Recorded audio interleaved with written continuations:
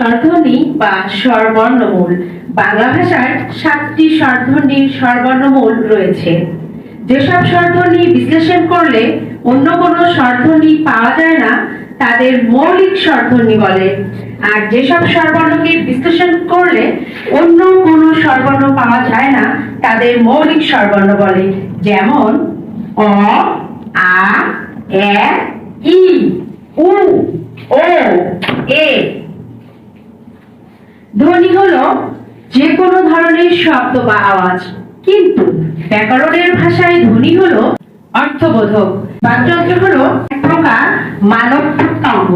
ঠোঁট, ওষ্ঠ, তালু, অগ্রতালু, পশ্চাৎ, নাসিকা, নাক, দন্ত, দাঁত, অপ্রদন্ত, পশ্চাৎ দন্ত, জিভ, অগ্রতালু, পশ্চাৎ তালু, আলজিভ, কণ্ঠ, ফুসফুস, তাদের সাহায্যে ধ্বনি উচ্চারিত হয়।